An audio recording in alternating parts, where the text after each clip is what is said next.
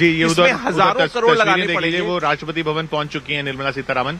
जी काफी ज्यादा capital allocation आपको करना होगा, जड़ से समस्या का हल करना है। अदरवाइज हर बार जो गीता गोपीनाथ ने कहा कि पोल्यूशन की वजह से इन्वेस्टमेंट नहीं हो रहा है, जीडीपी पे भी डायरेक्ट प्रभाव, क्योंकि स्वास्थ्य खराब हो रहा है लोगों का। स्वास्थ्य खराब होने से भी जीडीपी पे इंपैक्ट पड़ता है, तो उसका कभी कंप्यूटेशन ही नहीं हुआ। अगर हम करने लगे तो चौंकाने वाले आंकड़े भी आ सकते हैं कि 1-2% भी जीडीपी का प्रभाव पड़ सकता है सिर्फ पोल्यूशन से।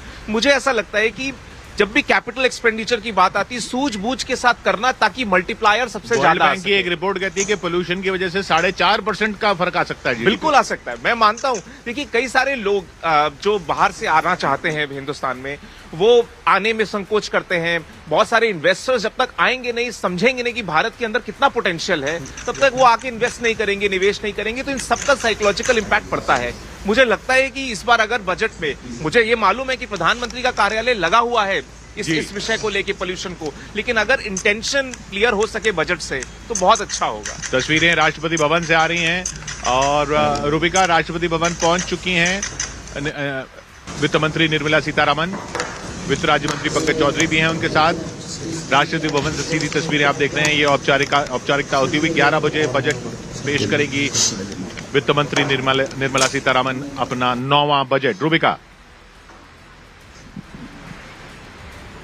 तो निर्मला सीतारमन मुलाकात कर रही हैं देश की राष्ट्रपति द्रौपदी मुर्मू से, और उसके बाद यहां से वो सिलसिला शुरू होगा जहां पर कईयों की धड़कनें तेज होगी, कईयों की उम्मीदें तेज होंगी। और जैसा अभी किशोर बता रहे हैं, ये जो सब कुछ हो रहा है वो ठीक हमारे पीछे हो रहा है। हम विजय चौक पे मौजूद है, यहीं पर नॉर्थ और साउथ ब्लॉक है, और यहीं पर रायसीना हिल्स इसी पर मौजूद है, ये नॉर्थ और साउथ ब्लॉक। और यहीं से ये सारे नीति निर्देश जो है वो तय किए जाते हैं, दिशा निर्देश यहीं से तय होते हैं। और निर्मला सीतारमन अभी औपचारिकता कर रही हैं, वित्त राज्य मंत्री भी उनके साथ मौजूद हैं। 11 बजे ये बजट पेश किया जाएगा, और इस बजट में आज पार्ट बी, जनरली ये होता है कि आप पार्ट बी को बस छूते हैं और निकल जाते हैं, लेकिन आगे की हमारी क्या हमारा रोड मैप है, ये भी आज डिटेल में निर्मला सीतारमन जो है वो बताने वाली है। तो इसका मतलब ये कि ये जो 90 मिनट का भाषण होता था ये और बढ़ जाएगा। शरद कोहली जी, हो सकता है कि पार्ट 1 को छोटा कर दिया जाए, ये भी हो सकता है।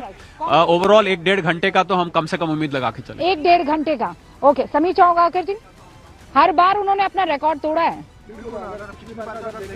77 मिनट्स भाषण दिया था निर्मला जी ने पिछले बजट में, तो मुझे लग रहा है इस बार उससे बड़ा भाषण होगा, और इस बार बजट भी बड़ा होगा। पिछली बार अगर देखें तो 50,75,000 करोड़ का बजट था, तो इस बार मुझे लगता है कि बजट भी ज्यादा अमाउंट का होगी। और किसान सम्मान निधि, मुझे लगता है इस बार उसकी राशि बढ़ाई जा सकती है। 3 साल से चल रहा है कि बढ़ाई जाएगी किसान सम्मान। सबसे ज्यादा नाम जो किसी राज्य का उभर कर आया था बिहार, इस बार किस पर बैठ कर रहे हैं आप लोग?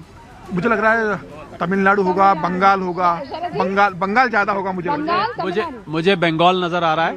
बंगाल का एलोकेशन बढ़ने वाला है इस बार। और मुझे इस बार रूबिका डिफेंस का एलोकेशन बहुत बढ़ता, 6,80,000 करोड़ के करीब पिछले साल था।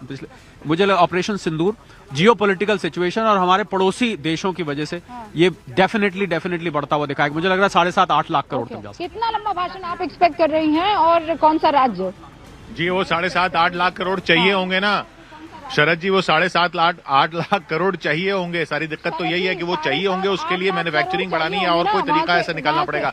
किशोर पूछ रहे हैं बिल्कुल कहाँ से आएंगे? अब देखिए, आएंगे केपेक्स भी 12 लाख करोड़ से ऊपर की मुझे उम्मीद है, क्योंकि उसी ने देश, ये जो जीडीपी की रफ्तार आई है ना रूबिका, ये इंफ्रास्ट्रक्चर स्पेंड से आई है। तो केपेक्स पिछले साल 12 लाख करोड़ था, इस बार 12 लाख से ऊपर होने वाला है। देखिए, बोरोइंग 56% हमारी डेट टू जीडीपी रेशियो है इस टाइम, और इसका 50% इसको करने का टारगेट किया गया। तो मुझे लग रहा है एक बैलेंस स्ट्राइक किया जाएगा फिस्कल डिसिप्लिन के बीच में, बोरोइंग के बीच में और खर्च के बीच में।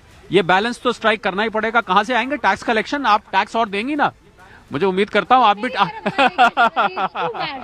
Tax is something. लेकिन किशोर, टैक्स एस्टिमेट जो पिछली बार था, नहीं, पर एस्टिमेट जो टैक्स कलेक्शन का था उससे कम हुआ है। टैक्स कलेक्शन बढ़ा है, लेकिन और ज्यादा बढ़ने की उम्मीद थी। वो कम इसलिए हुआ है क्योंकि वो जीडीपी उस रफ्तार से नहीं बढ़ी है, नॉमिनल जीडीपी उस रफ्तार से नहीं बढ़ी है। तो जीडीपी बढ़ाने के लिए सब कुछ करना है। किशोर ये कह रहे हैं, किशोर मैं ये सवाल पूछ लेती हूँ, आंचल भी यहाँ पर दीप्ति भाई, पिछली बार जो टैक्स कलेक्शन हमारा था, जो उम्मीद थी उससे कम हम कलेक्ट कर पाए, मतलब उससे ज्यादा हम कलेक्ट कर सकते थे। और जितना टैक्स आएगा उतनी जीडीपी बढ़ेगी, जितनी हमारी कमाई होगी उतनी जीडीपी बढ़ेगी। अब where do you strike the balance?